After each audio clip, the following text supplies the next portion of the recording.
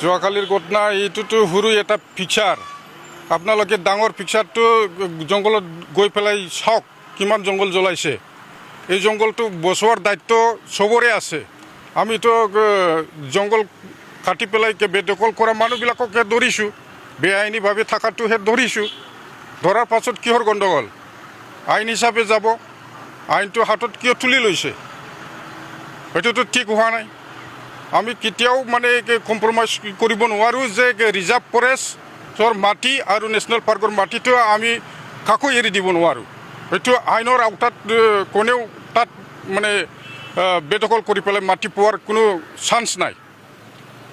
সেইবিলাক ইলিগেলিটিছটো আমি কণ্ট্ৰল কৰিব যাওঁতে কিহৰ কাৰণে এইবিলাক গণ্ডগোল কৰিছে? বেআইনীভাৱে আকৌ কিয় গণ্ডগোল কৰিছে? এইটোতো ঠিক হোৱা নাই। আমি বিহিত ব্যৱস্থা লৈ আছোঁ। ইতিমধ্যে প্ৰশাসনৰ লগত লগ লাগি 15জন মানুহক আকৌ ধৰা হৈছে। আকৌ আমি ইনভেষ্টিগেশ্যন কৰি আছোঁ। তাৰপাছত কি ব্যৱস্থা ল'ব লাগে আমি আইন হিচাপে লৈ ল'ম। দিনে দিনে বৃদ্ধি পাই আছে ইনক্ৰোচাৰবিলাক। এই ক্ষেত্ৰত আপোনালোকে কি ব্যৱস্থা ল'ব? গতিকে ৰায়মনা নেশ্যনেল পাৰ্কৰ ডাকি কাষৰীয়া অঞ্চলসমূহো বহুত এনক্ৰোচমেণ্ট চলি আছে। ইনক্ৰোচমেণ্ট কিয় কৰিব লাগে? জংঘলমুখী কিয় হ'ব লাগে? আমি টাউনমুখীহে হ'ব লাগে। আমি শিক্ষাহে ল'ব লাগে। শিক্ষিত হৈ পেলাই আমি অল্টাৰনেটিভ লাইভলিহুডটো বিচাৰিব লাগে। জংঘলত গৈ পেলাই কি পাব?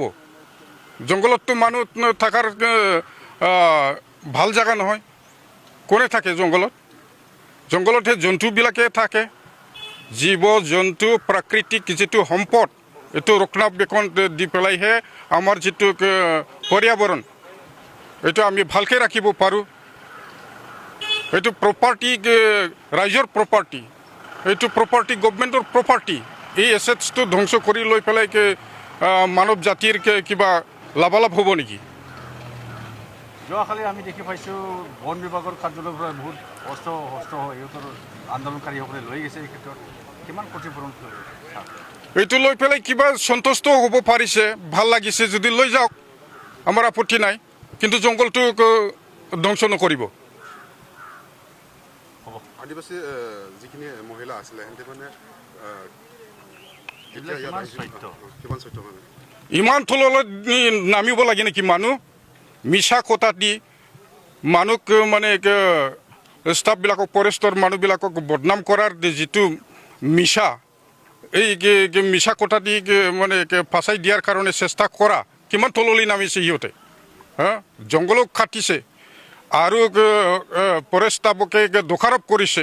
কিমান তললৈ নামি গৈছে মানুহৰ মানসিকতা। এই মানসিকতাটো এৰিব লাগে। সৎ বুদ্ধি আহিব লাগে মানুহবিলাকৰ। ভালকৈ সামাজিক কিবা হিচাপে জীয়াই থকাৰ কিবাটো পন্থাটো ল'ব লাগে। মানুহ কি ধৰণৰ হৈছে? ইমান তললৈ নামিব পাৰেনে? কোনোবা তৃতীয় পক্ষৰ মানুহ থাকিব পাৰে নেকি যদি খালী ঘটনা ঘটি এই ক্ষেত্ৰত? সেইবিলাকতো উচতনি দিয়া মানুহ নাথাকিলে নহয় না। উচতনি দিয়া মানুহ আছে।